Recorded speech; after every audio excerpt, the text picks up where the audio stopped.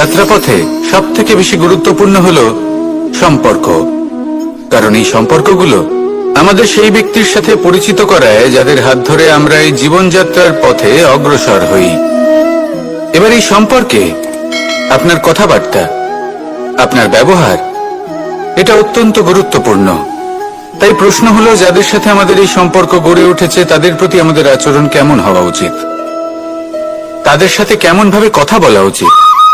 এর একটা বড়ই সহজ উত্তর আছে, দর্পণ।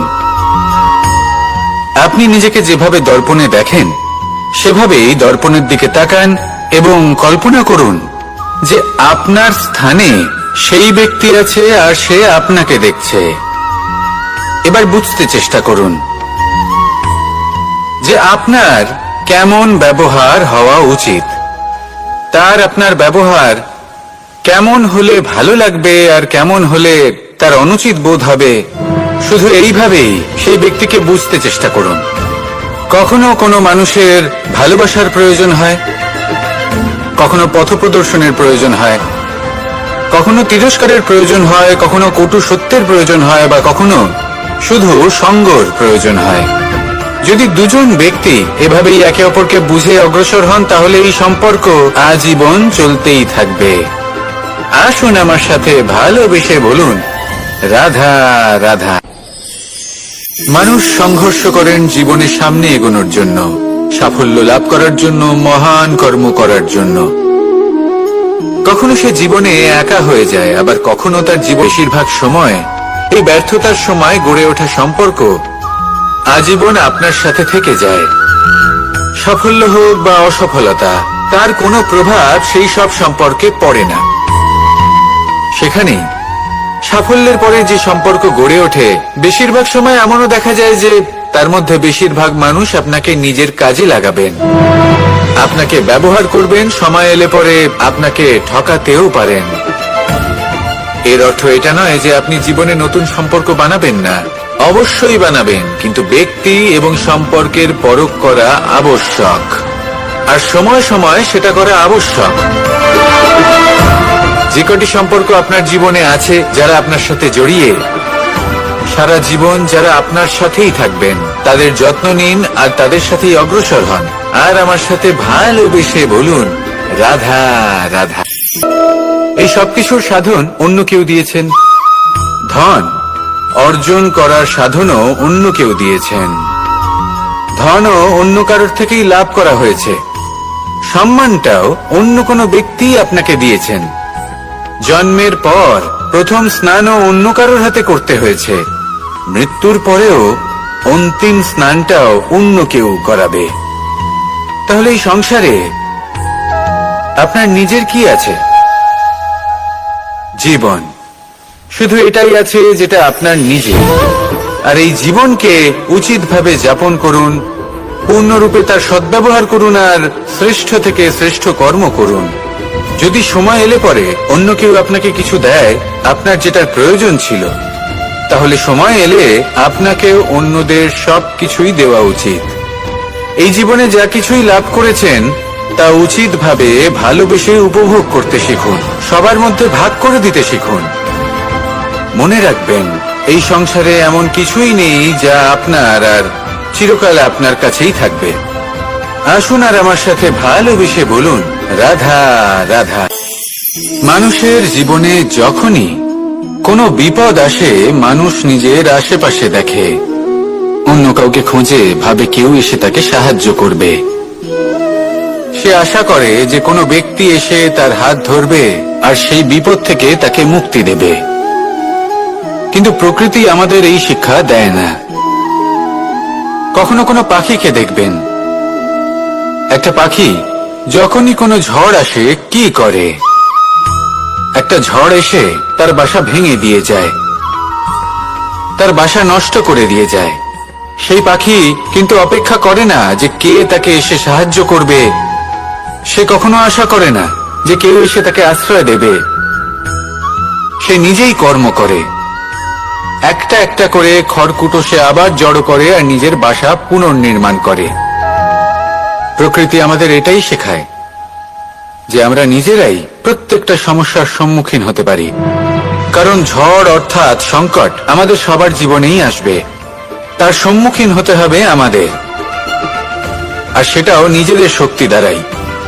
তার সম্মুখীন হওয়ার সময় নিজেদের সংযত করে রাখতে হবে, আর তার জন্য নিজের ওপর বিশ্বাস রাখা আবশ্যক। আর এই কথাটা বোঝাও আবশ্যক যে যত বড়ই সংকট আসুক না কেন, তার সাথে লড়াই করার মতো যে শক্তি প্রয়োজন, সেই শক্তি আমাদের মনেই নিহিত।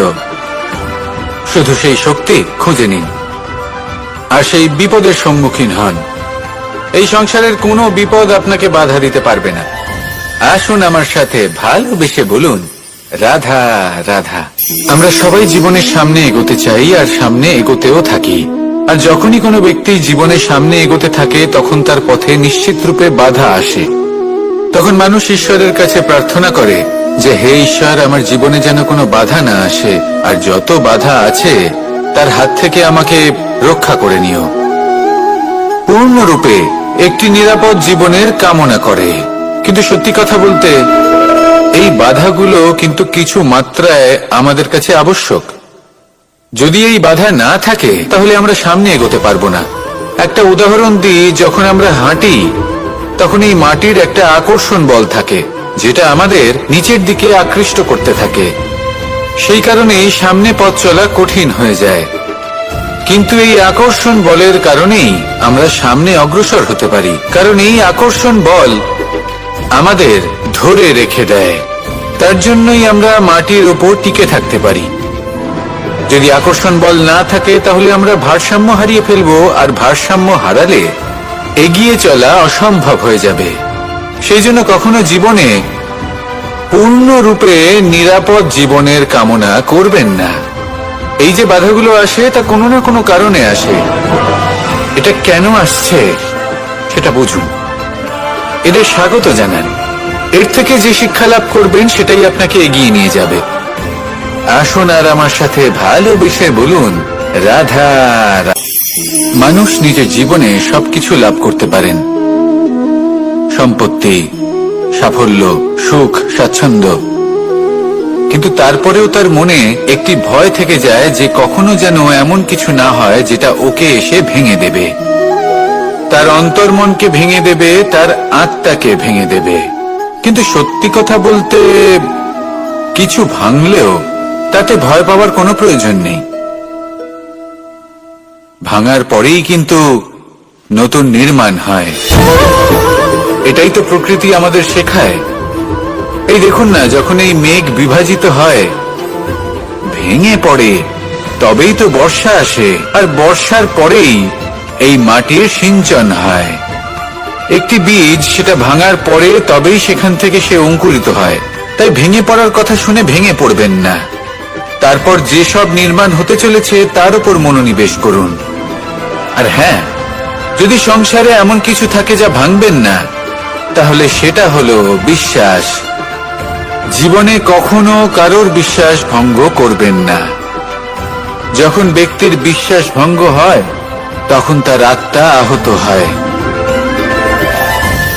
আসুন আমার সাথে ভালোবেসে বলুন, রাধা রাধা। মানুষ যখনই কোনো কাজ করেন, তখন ওনার মনে একটা প্রশ্ন অবশ্যই আসে যে এই কাজের পরে লোকে নিন্দা করবে নাকি প্রশংসা করবে। এই বিষয়ে ভাবতে ভাবতে ওনারা এটা বুঝতে ভুলে যান যে নিন্দা এবং প্রশংসার বিষয়ে ভেবে ওনারা নিজেদের একাগ্রতা এবং সমর্পণ দুটোই হারিয়ে ফেলেন। নিন্দা হবে ভেবে ভয় পাওয়ার কি প্রয়োজন? নিন্দাতে অনুচিত কি আছে? উচিত দৃষ্টিভঙ্গি দিয়ে ভেবে দেখুন। নিন্দা এবং প্রশংসা এই দুটোই হলো অনিবার্য। নিন্দা যখনই হয়, তখন যে যাই বলুক না কেন, আপনি একটা সুযোগ লাভ করেন, একটা সুযোগ নিজের ভুল বুঝতে পারার, সেটা শুধরে নিতে পারেন, নিজের পথ বদলে নিতে পারেন, আর সাফল্যের পথে অগ্রসর হতে পারেন। একটা শিক্ষা পাওয়া যায় এই নিন্দা দ্বারা। আর যখন প্রশংসা লাভ হয়, তখন আমাদের মন আনন্দে ভরে ওঠে। এই দুটোই অত্যন্ত প্রয়োজনীয়। সেই জন্য নিন্দা এবং প্রশংসার এই খেলায় জীবনের অঙ্কটা বদলে ফেলবেন না, সেটা অনুচিত হবে। কারণ জীবন না শুধু নিন্দার বিষয় আর না শুধু প্রশংসার। জীবন হলো আত্মিক সুখের বিষয়। যখন আপনি কোনো শ্রেষ্ঠ কাজ করেন, আপনার মন আপনাকে বলে দেবে যে আজ আপনি কোনো শুভ কাজ করেছেন। সেটাই হলো আত্মিক সুখ, এটাই হলো জীবন। তাই নিন্দার মাধ্যমে যে দুঃখ জীবনে আসে বা ফেলে আসা অতীতের জন্য আপনার জীবনে যে দুঃখ আসে, সেগুলো ভাবা বন্ধ করে দিন আর কর্ম করুন, এই বর্তমানের জন্য, আগামী ভবিষ্যতের জন্য। আসুন আমার সাথে ভালোবেসে বলুন, রাধা ঘর করতে থাকে। আর এই ভয়ের বিষয়ে মানুষ এতটাই ভাবে যে নিজের জীবনের লক্ষ্য, উদ্দেশ্য, রীতি এই সব কিছুর বিষয়ে ভুলে যায়। দেখতে গেলে মৃত্যুর পরে কি হবে সেটা আমাদের মধ্যে কেউ জানে না, সেটা তো মৃত্যুর পরেই আমরা জানতে পারবো। কিন্তু এই মৃত্যু পর্যন্ত নিজের জীবনের সারথি হলেন আপনি নিজেই, তাই না? আপনি চাইলে এই জীবনকে স্বর্গও করতে পারেন, আবার নরকেও পরিণত করতে পারেন। নির্ভর করছে আপনার কর্মের উপর আর আপনার আপনজনের উপর। আপনি যাদের আপন বলে মনে করেন, অনেক সময় যাদের আপনি বন্ধু বলে মনে করেন, কথায় আছে যে প্রকৃত বন্ধুর মধ্যে ঈশ্বর বসবাস করেন। এই বন্ধু আপনাকে হয় পথ থেকে সরিয়ে দেবে বা উচিত পথে নিয়ে আসবে। এরাই আপনার জীবনকে স্বর্গ করে তুলতে পারে বা আপনাকে নরক পথেও টেনে নিয়ে যেতে পারে। তাই জীবনে নিজের কর্মের বিষয়ে আর নিজের সঙ্গের বিষয়ে ভাবুন, সতর্ক হয়ে এগোন আর আমার সাথে ভালোবেসে বলুন, রাধা রাধা। আমরা সবাই প্রত্যেকদিন পরিশ্রম করি, কিন্তু আমাদের মনে কখনো না কখনো এই প্রশ্ন অবশ্যই আসে যে সবসময় জীবনে অগ্রসর হওয়ার জন্য সেই পথেই কি চলা উচিত যেটা পূর্ণরূপে সুরক্ষিত, নাকি এমন পথেও চলা উচিত যে পথে একটু সংকটও আসতে পারে। এবার আমি আপনাদের বলবো যে বিকাশ কিভাবে হয়। ছোট্ট একটা উদাহরণ দিই বিকাশের। আমরা ছোটবেলায় কিভাবে হাঁটতে শিখি। যখন আমরা শিশু অবস্থায় থাকি তখন আমরা একটি পা মাটিতে রাখি, দ্বিতীয় পাটি আমরা শূন্যে উত্তোলিত করি, তারপর সেই পা আমরা আবার মাটিতে রাখি আর তার উপর ভিত্তি করে আমরা আবার অন্য পাটা ফেলি। ঠিক এভাবেই আমরা হাঁটতে শিখে যাই। এবার এক্ষেত্রেও আমরা ছোট্ট একটা ঝুঁকি নিই, আর সেটা হলো যে আমরা পাটি শূন্যে উত্তোলিত করেছি। এতে বিপদ হলো এটাই যে আমরা ভুল করে নিজের ভারসাম্য হারাতে পারি, পড়ে যেতে পারি। অনেকবার পড়েও যাই, কিন্তু তারপরে কি হয়, আমরা আবার উঠে দাঁড়াই আর চলতে শুরু করে দিই, আর ঠিক এভাবেই আমরা হাঁটতে শিখে যাই। এমন জীবনেও হয়। জীবনেও এইভাবেই কর্ম করতে থাকুন। এমন কিছু কর্ম করলেন যার ফলে বিপদ আসতেই পারে, পরাজয় হতেই পারে, কিন্তু সেটা পার করলেই বিকাশ সম্ভব। তাই কর্ম করতে থাকুন আর আমার সাথে ভালোবেসে বলুন, রাধা রাধা। কখনো কখনো আমরা অনেক কিছু ভাবি, তারপর দুঃখী হয়ে যাই যে এত কিছু ভাবা সত্ত্বেও আমরা যে কর্ম করতে চেয়েছিলাম সেটা করতেই পারলাম না, যে লক্ষ্যটা আমরা লাভ করতে চাইছিলাম সেটা করতেই পারলাম না। আমরা সংসারের সামনে এটা ঘোষণা করে ফেলি, কথা দিয়ে ফেলি যে এই কর্ম আমি করে দেখাবো, এই সাফল্য আমি প্রাপ্ত করেই ছাড়ব, কিন্তু করতেই পারি না। তার কারণটা কি? আমাদের একাগ্রচিত্ত হওয়া উচিত নিজেদের কর্মের উপর। কোনো বস্তু বা কোনো সাফল্যের কামনা করা, তার জন্য পরিকল্পনা করা, তার জন্য কর্ম করা আর তা প্রাপ্ত করা, এটা আমাদের কর্তব্য। আর আমাদের মনোযোগ শুধু সেদিকেই কেন্দ্রীভূত হওয়া প্রয়োজনীয়। এই সংসারকে বলার কোনো প্রয়োজন নেই। একবার যদি আপনি কর্ম করে দেখান তাহলে সংসার এমনিও দেখতে পাবে। সেই জন্য প্রতিশ্রুতি দেবার পরিবর্তে দৃঢ় সংকল্প করে অগ্রসর হতে থাকুন। শুধু ভাবার বদলে কর্ম করতে শিখুন, আর বলার পরিবর্তে সেটা করে দেখাতে শিখুন। একবার সাফল্য লাভ করুন, তারপর এই সংসারকে বলবেন যে এটা আমি ভেবেছিলাম আর সেটাই আমি করে দেখিয়েছি। কর্ম করুন আর আসুন আমার সাথে ভালোবেসে বলুন, রাধা রাধা। এই মাখনে, বৃন্দাবনের মাখনের মতো সেই আনন্দ, সেই প্রেম কোথায় আছে? বৃন্দাবনে গোপীদের হাঁড়ি ভেঙে মাখন খাওয়া বাড়িতে লুকিয়ে চুরিয়ে ঢোকা, পরিশ্রম করা, চুরি করে হাঁড়ি ভেঙে মাখন খাওয়া, তার মধ্যে যে আনন্দ ছিল সেটা কোনো পাত্রে রাখা মাখনে কি পাওয়া যায়? মায়ের বকা খাওয়া, মায়ের প্রেম অনুভব করা, ওনার হাত থেকে মাখন খাওয়া, যমুনার তটে বসে গোপীদের সাথে হাসি ঠাট্টা করা, রাধাকে উত্ত্যক্ত করা, বৃন্দাবনের স্মৃতিগুলি হলো অমূল্য। যখনই সেগুলো স্মরণ করি তখন এই মন প্রফুল্ল হয়ে ওঠে। কিন্তু আপাতত আমি এই মাখনটা খেয়ে তৃপ্তি লাভ করব। আপনি আপনার জীবনে সেই অমূল্য অদ্ভুত মুহূর্তগুলোকে স্মরণ করুন এবং আনন্দিত থাকুন। আমার সাথে ভালোবেসে বলুন, রাধা রাধা। ওর ভালো লাগলো না, ওর মনে হতে লাগলো যেন ওর রূপ ওকে ত্যাগ করেছে। ও এই কথা রাধাকে বলল। রাধা ওই দর্পণের দিকে তাকালো, একটা বস্ত্র নিল আর সেই দর্পণকে স্বচ্ছ করে তুলল। তারপর ললিতা ওই দর্পণের দিকে তাকালো আর ও নিজের উদ্ভাসিত রূপ দেখতে পেল, নিজের সৌন্দর্য দেখতে পেল। তাৎপর্য মালিন্য দর্পণে ছিল, তার রূপে নয়। ঠিক সেইভাবেই এই দর্পণের মতোই হলো আমাদের মন। যদি এতে মালিন্য থাকে তাহলে এই সংসারের সবকিছুই মলিন বলে মনে হবে। আপনি যদি এই সংসারের সৌন্দর্য দেখতে চান, এই সংসারের শুভ কি সেটা জানতে চান, তাহলে নিজের মনকে স্বচ্ছ করে তুলুন। আসুন আমার সাথে ভালোবেসে বলুন, রাধা রাধা। এটা কোনো এক সময়ের স্থিতি রেখেছেন যাতে সেই চাল ডাল সময়ের সাথে সাথে খারাপ হয়ে যায়। উচিত সময় যদি গ্রহণ না করেন তাহলে সমস্ত সবজি নষ্ট হয়ে যাবে। যেমন আমাদের এই মনুষ্য শরীর, তা সে যতই সুন্দর হোক না কেন, মৃত্যুর পরে এই শরীরে পচন ধরে, যাতে এই শরীর থেকে দুর্গন্ধ বেরোয়।